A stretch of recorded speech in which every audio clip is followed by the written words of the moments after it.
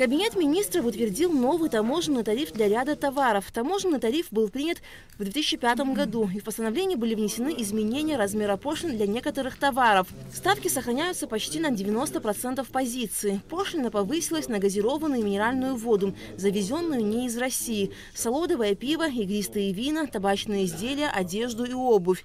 Также будет применяться нулевая ставка пошлины для групп удобрений в рамках поддержки сельского хозяйства. Члены правительства утвердили перечень товаров, ввоз которых подлежит лицензированию.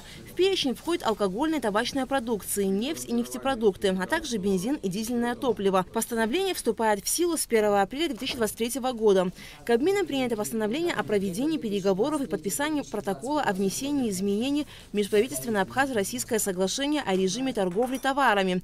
Речь идет о возможности беспошлинного ввоза в Абхазию пропана. Как вы знаете, данным соглашением предусматривается беспошлинный ввоз нефтепродуктов на территорию Республики Абхазия. Но, значит, позиция код товара сжиженный газ, соответственно, пропан в эту категорию в тот период, когда согласовывалось решение, не было включено. Вот мы провели соответствующие переговоры с российской стороной, и фактически на завершающей стадии находится период согласования возможности подписания такого протокола, что нам даст возможность ввозить на территорию Республики Абхазия пропан в рамках беспошлинного ввоза. Решением Кабинета министров утвержден порядок совершения завещательных распоряжений правами на денежные средства в банках. Совершение завещательных распоряжений производится гражданином в письменной форме в том банке, в котором находится счет по правилам статьи 1114 Гражданского кодекса Республики Абхазия. Проект подготовлен совместно с Национальным банком Республики Абхазия. Фактически полно охватывает процедуру совершения завещательных распоряжений и регулирует специальную сферу отношений.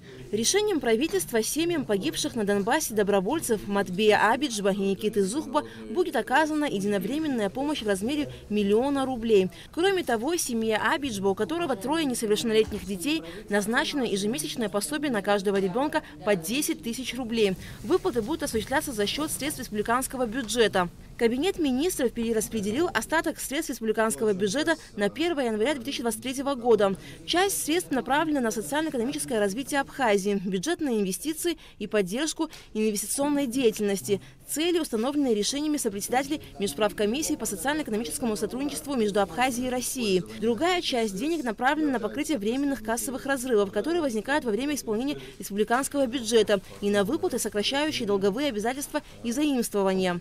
Правительством также были утверждены правила казначейского сопровождения средств в случаях, предусмотренных законом о республиканском бюджете на 2023 год.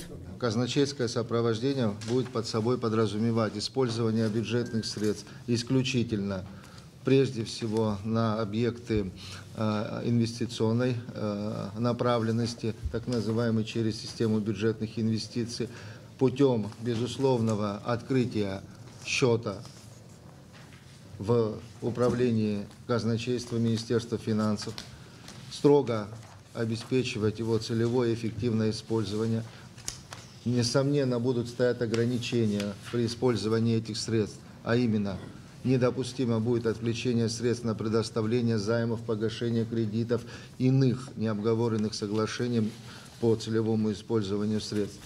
Поэтому очень надеемся, полагаем, более того, просто уверены в том, что повышение эффективности использования средств путем принятия таких правил приведет к прозрачности, к транспарентности и к более достоверной, оперативной информации на любую отчетную дату. С 1 марта по 1 июня текущего года Государственной ветеринарной службе поручено обеспечить организацию мероприятий по вынужденному отстрелу диких животных с привлечением населения и объединения охотников. Соответствующее распоряжение принято на заседании правительства. За одного уничтоженного волка установлено вознаграждение в размере 5556 рублей и 2779 рублей за одного убитого шакала. На эти цели из резервного фонда правительства будут выделены 500 500 тысяч рублей и 100 тысяч рублей на финансирование дополнительных расходов, связанных с осуществлением утилизации трупов диких животных. Решением Кабмина с 1 марта по 31 мая